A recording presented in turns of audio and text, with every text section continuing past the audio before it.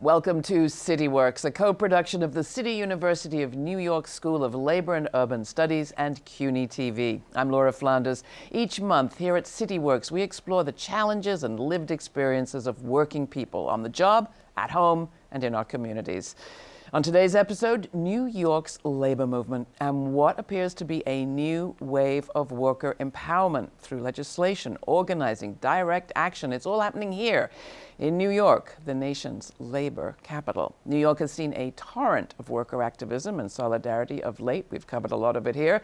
Last year, more than 70,000 striking workers in New York City hit the streets demanding fair contracts, improved working conditions, protections against unregulated tech, and a voice at work in all manner of fields, including healthcare, entertainment, media, retail, manufacturing, and education. All of this with a lot of public support. Today, public opinion surrounding organized labor is more positive than it's been in decades. And yet, that enthusiasm has not always translated into overall gains in union membership. In New York, the numbers continue to be higher than the rest of the nation. New York's unionization rate is double the U.S. average. But those numbers here in New York haven't risen in decades. With us today to talk about New York labor, organized and not, are two of the city's most distinguished leaders in labor and politics. New York City Council member Carmen De La Rosa, chair of the council's Civil Service and Labor Committee, and one of the council's most prominent voices for the rights and safety of workers, and Vincent Alvarez, president of the New York City Central Labor Council, which is the nation's largest regional labor federation. Council member De La Rosa, Vincent Alvarez, welcome to CityWorks. I've got to start with you, Vincent, on the question of why New York is called the country's labor capital, and give you some props for that, I guess. Well, thanks for being here. Firstly, Laura, it's always good to come in and talk to you about the state of workers here in the city. So we still represent, we have for many years, we represent 1 in 4 workers here in New York City. We have a really dynamic and thriving labor movement representing workers in the public sector, the private sector, and the construction trades. Last year, as you mentioned, we saw 70,000 of them out in the streets, beginning with the nurses in early January last year. And fighting for just basic protections in the workplace after dealing with a lot during the pandemic, dealing with the affordability crisis. And these workers, they come from organizations that have a history of doing this. And I think that they showed victories. They showed victories, they showed solidarity. Many workers from different industries showed solidarity with each other too. And I think that that's been a trademark of the New York City labor movement, representation in the workplace at a high number, showing solidarity with each other, continuing to use the moment and the challenges that workers have to go out there and to make gains for workers. And we're looking to do that here in 2024. And the other part of it, of course, is the support of New Yorkers, both at the state and the city level, organized or not. Councilmember De La Rosa, you've got the opportunity to see that in your constituency. In New York in the City Council, but Washington Heights, but also before that in the State Assembly.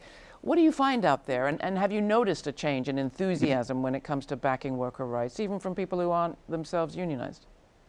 Absolutely. We are seeing that there is an excitement around our communities organizing. When workers organize, they also organize the broader community. In my district, for example, I can tell you that the Starbucks workers were out in force. And every parent that walked by a Starbucks worker when they were out in force was asking, what is happening here? It is not enough to just go get our coffee at these corporations, corporate locations, but also to understand what is happening to workers here. It was the nurses, as Vinny said, who set the tone for us. I have New York Presbyterian Hospital in my backyard, and it was egregious to see the nurses coming right out of a pandemic where we banged our pots and called them heroes and sheroes, asking for the bare minimum. And so we've seen that there is excitement growing. We also see that as legislators, there is an understanding that it's not only about lifting communities when we think about policy decisions, but also lifting workers, because when we lift workers, we are indeed lifting our communities, lifting wages, lifting benefits, lifting families as we go. And so there is an excitement, there is an enthusiasm, and I hope that enthusiasm endures. Well, let's talk about what has caused it, because, I mean, the kind of organizing you're talking about, Carmen, if I may call you that, is what labor writer and organizer Jay McAlevey for years has called whole worker organizing, organizing the worker at home, the worker in their community, the worker at their school, at their church, bringing in the community. And that wasn't always the way that labor leaders organized their campaigns. So this change, particularly in the level of public receptivity, has actual concrete roots perhaps we can track. It's not just a change in the weather. You want to talk a little bit about that, Carmen, the changes that you've seen? And then Vinny, I'd love to hear the same from you. Yeah, absolutely. I will tell you that when we saw our nation turn to a more conservative route, when we saw, Trump come in and pack the courts with anti-union judges, where we saw decisions start to come out, I think it was a real wake-up call for folks to understand that we must organize within our communities, that when we talk about school crossing guards, something as simple as that. When we walk our children to school, are they safe? Those are union workers. Grocery stores in our community who are feeding us during the pandemic. Those are folks that are critical to our communities. And so, we started to see these massive tax breaks for the wealthy. We started to see corporations who exist in our communities through franchises really take advantage of workers. And it's something we saw before. But it was so egregious coming out of a pandemic, where I think communities really felt that if the system was broken the way the pandemic showed us it was, then we can't put it back together in the normal course of work as we would before the pandemic. We have to build something different and something new. And the plight of workers is at the center of that, right? We can't be safe. We can't have adequate health care. We can't have adequate housing. We can't construct affordable housing if we don't have the well-being of workers at the center. And so I think really that was the shift that brought us here where we are today. We are seeing legislation coming forward. I chair the Civil Service and Labor Committee, as you mentioned, and we're seeing every day our colleagues are coming in, not just with pieces of legislation because unions have told us this is what we need to do, but because constituents have come into our office and said, I am a laborer, I am a nurse, I am a teacher, and this is how we need our city and our state legislators to act in accordance if we are going to have strong communities. And we feel good about what is happening here. It reminds me of what we heard from Chicago during the teachers' strike years back, where you heard that the entire communities organized even before COVID, or the teachers in Appalachia, in West Virginia, same thing, organizing. But it does seem as if COVID has made a real difference. It has, and I think there's a tipping point in all of these struggles, and workers have reached a tipping point. That were 40 years of growing inequality, 40 years of corporate greed and attacks on workers in the workplace, and then all of a sudden, 4 years ago, we had COVID hit, and they were asked to do more. They were put quite often. They were put in unsafe workplaces and conditions in order to address some of the issues that first responders and others, even beyond first responders, had to deal with. They were dealing with continuing rising inequality, the affordability crisis, and many of them, as their contracts were coming due, or workers who weren't represented, said, well, we got to turn towards collective action, and within that collective action, it's got to be broader than just people in our workplaces. It's got to be people that we live with, people that we work with, people in our communities, people in our houses of worship, and that's how we have to do this level of organizing. Organizing is really hard. It's really difficult, and there's two phases of organizing and ultimately getting to a point of a contract. You have the whole phase in the lead up to the election, and then even once you get recognized, there's a whole second campaign by anti-worker corporations and companies and law firms out there in order to prevent you from getting that first contract. So there's a real need to have these broad, strong, diverse coalitions beyond just the workplace. So well put. I hear what you're saying, that it's a hard enough job to get recognition of the union, and then to actually get the first contract is a whole nother fight. And presumably that's where it's with that contract that people see a real change in their lives. What's holding some of these contracts up? What sort of tactics are you seeing out there, Councilmember De La Rosa? Well, we are just seeing, like, for example, I can talk about a little bit SAG-AFTRA and the Writers Guild.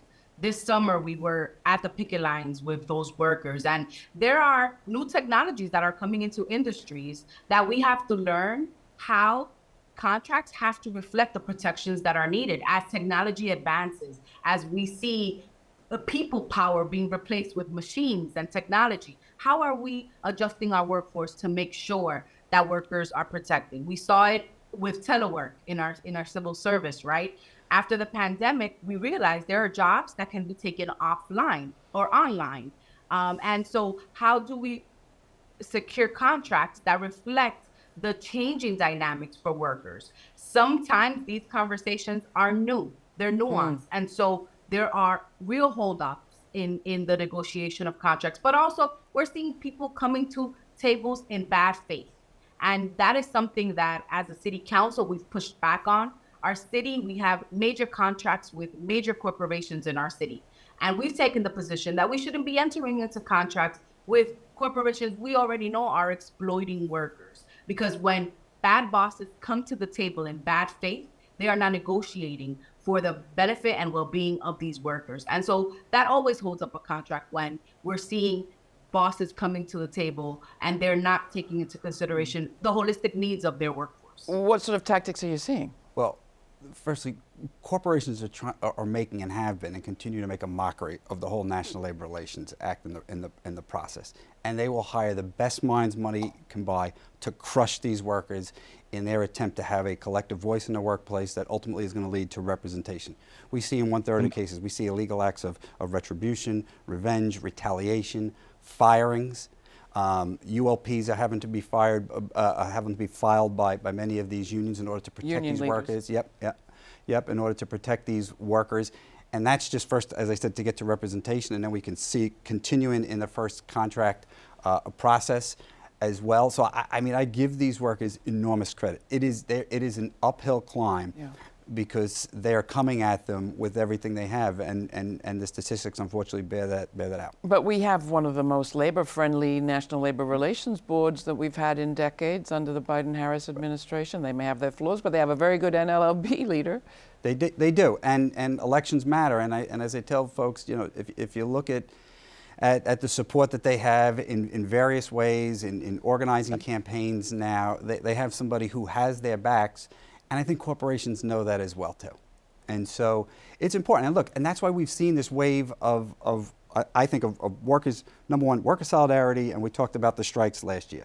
But we also, we don't even capture how many workers, in addition to the 70,000 workers that are out on strike, who used that solidarity and collective action in order to secure better contracts, because they never went on strike, but they were able to come together and they showed that solidarity. And then we're also seeing that in some ways to having success in representing workers in new industries, digital media. We've seen terrific organizing here in New York City in digital media, United Auto Workers, and in education and other industries out there, retail workers that are out there, you know, and in addition to Starbucks, you know, REI and others stores that we've seen. Good, real organizing which is taking place. So you know, workers, it is real. And that's what, and I think that, as I said earlier, inequality, affordability crisis, workers pushing back after the pandemic, and you see the support for workers at historical highs, certainly from my lifetime.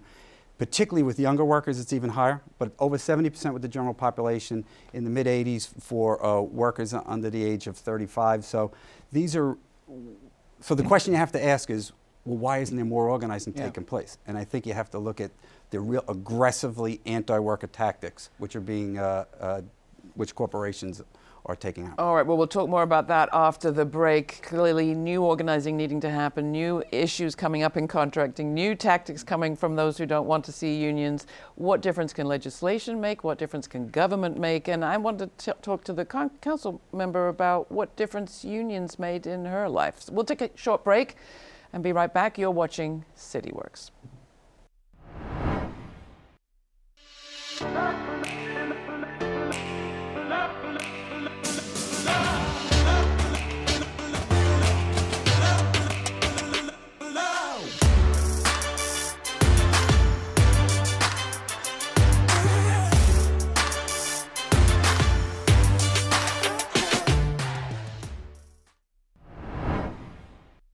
Welcome back to CityWorks. We're talking about workers and the organized labor movement here in New York City with Council Member Carmen De La Rosa and New York City Central Labor Council President Vincent Alvarez. Coming to you, Carmen, before the break, we were talking about the challenges that are faced as people get to having union recognition and then trying to get to that first contract. And, it can be a long time before people actually feel the difference that a union makes in their lives. You've had that. You know that feeling. You can talk about it. What difference does a union make in your life? Yeah, absolutely. So I immigrated to this country as a child from the Dominican Republic, and my mother and my father obviously immigrated with me. When we landed in Washington Heights, it was about finding opportunity for education, for progress for our families. We were the first wave of immigrants from our immediate family, and my mother became a home health aide, and she was affiliated at that time with DC 37. And it was her that she became the breadwinner in our family. My father fell ill shortly after he came to this country, and my mother had to pick us up literally by the bootstraps and say, I'm going to be the breadwinner here. And it was because of the stability of her job. It was because she was able to find flexibility to literally work 2 shifts in order to be able to be home, take care of us, then go to the next shift once we were settled and in bed. That allowed for us to progress here in this country. Later on, my mother ended up bringing her sisters here. They became factory workers, right? And we saw the difference between my mother's stable job and those sisters who came here to work in factories. It made a world of a difference for my family. It's made a world of a difference for immigrants in this country. We were talking earlier about construction, and we know that for many of us, construction has been a path. But we've seen a lot of exploitation. We've seen a lot of death in that industry. It continues to be one of the most dangerous industries in our city. Now that I'm a council member, it's kind of like my life has come full circle. I represent the community where I was raised, but at the same time, I'm tasked as the chair of this committee to ensure that those industries that have exploited the immigrant workforce, that have exploited workers in the past, are held accountable, and that the union is at the heart of making sure that those protections are in place. And so I believe in union. I believe in the power that unions bring to stabilizing families that would otherwise not have the stability that they need in order to raise large families in our city. And our city gets more and more expensive, and that wealth gap continues to widen. We are seeing that unions are making the difference in terms of New Yorkers being able to stay in New York and being able to live here as a city. And coming to you, Vinny, your union story?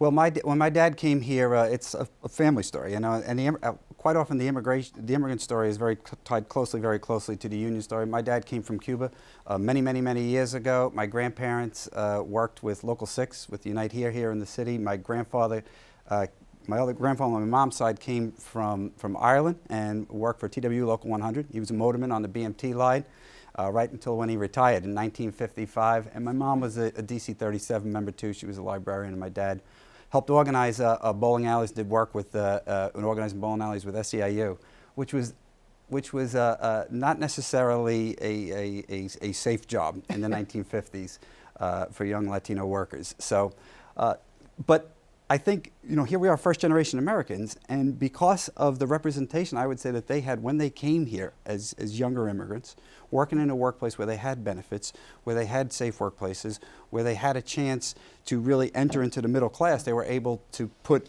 my family, my brothers and sisters, and all of us into a middle class lifestyle from Brooklyn, and then raise us in Staten Island. And look at the other side of it, is you two are immigrants now embodying the power in the labor movement. Right. I mean, I think there's a story in the New York Times as we're recording this about how immigrants are actually reinvigorating the economies of many states, Maine, Colorado, you name it, bringing not just work and muscle workers, but people with an interest in union organizing and sometimes some experience with it. One of the questions I have for you, Carmen, and Vinny too, is what difference does government make? I mean, at the local level, you've been involved in New York with the Construction Justice Act, which is directly addressing the issues that you raised. Obviously, you can't raise, get bills introduced, no, let alone voted for alone. The context matters. What is the status of that bill, but also what is what difference does the government context make? And I'm thinking, we're in an election year. How could the seas change? Absolutely. As a city council member, as a local representative, one of the most important tools we have is land use. the tools to make sure that we are building and preserving and constructing a city that reflects the needs of our constituents. And construction in our city, as I spoke earlier, continues to be one of the most dangerous industries. We've seen rampant exploitation. But when unions come in and they are working in our communities, we also need to make sure that the tools are in place to make sure that the wage standards for those workers who are literally, quite literally, building our skyline and building our communities up are at par. And so working with the laborers, I've introduced the Construction Worker Justice Act. And this is a bill that is basically going to be setting a wage standard as well as a community hire component for projects that are done with city subsidies. So if construction project is being funded by the city of New York, we should ensure that that project comes with it a living and sustainable wage for workers, that there are safety precautions being taken at these construction sites, and that there is a local hire component so that those same workers who are building up our skyline can afford to live here. So I've met workers who are in homeless shelters right now, and that is egregious to us. Now, we stay studiously nonpartisan here, of course, but it is true that when it comes to construction, there's probably no other presidential candidate or past president who's been more involved in construction than Donald Trump. What fears do you have, Carmen, especially for your colleagues in the construction industry, and what do you hear of their fears were a Trump presidency to come back? Yeah, absolutely. As I mentioned, these workers are really workers that have experienced exploitation throughout their careers. And we are now at a point where we're seeing the death of workers be something that is becoming commonplace. The fear is that, large corporations that are given these incentives to construct and build across the nation will do so without taking into account the protections that are needed at construction sites to ensure that, one, we are building with labor, that we are ensuring that there are safety standards that are met. And there are real fears about what that could mean, especially in our city, as we welcome asylum seekers into our communities, folks who are looking for the opportunity to actually have gainful employment, that they don't understand the language. Language is a barrier. And so there are fears of what that could mean for an industry that is already prone to exploitation, prone to death on construction sites, and prone to leaving people once a death occurs with their hands completely empty. We've heard the stories of family members of construction workers who have died on construction sites. And if they're non-union, they don't have the support of rebuilding their lives once that breadwinner has died at a site. And so there are real fears, and this is something that I know that our partners in labor are thinking of in this time. Well, anything you want to weigh in on that, Vinny? I'm sure you have a view. I don't know what the record is of the Trump construction sites, but I'm sure it's not entirely pretty. But I do want to come back to the brass tacks that we began with, which is, yay, it's fantastic. New York has greater union density than anywhere else, but it's still not very dense. And it's still not very dense, especially in the private sector. And what are you going to do about that? Well, I will come back. I will address that in 1 second. But the issue with Trump, I have to say, it's like we do not want to see any backsliding taking place. And we've seen this administration, whether it be with legislation or with some of the appointments that he has made too at the Department of Labor. We spoke earlier about the National Labor Relations Act, which are really, really pro-worker appointments and pro-worker policies, which we're going to be feeling for decades to come. So we want to make sure that we do everything that we can to ensure that President Biden is reelected, and that will continue those support for And workers. to get more people to join unions? And to get more people to join unions. He's been on the picket line. We know his support. We saw him out there with the UAW when they were out on strike. We know his support for unions, and that is needed because we do have to make sure that we're addressing this issue of power in the workplace, which means we have to get more people in unions. And we have to make sure that we begin to raise the density that we see, not just here in New York, but elsewhere in this country. And the private sector numbers in this city? We have a culture here in government which supports unionization's efforts, and it's higher here like it is higher throughout the country. The private sector, particularly, as I said, when we had this mindset and this culture in 40 years in this country, and it's been supported, unfortunately, by anti-worker legislators and people in government. Let me give Carmen the last word. Final thoughts from you, Carmen. What can people do? Get involved. Find out if your colleagues if you're in a private sector, if your colleagues are being exploited, if there are scheduling issues.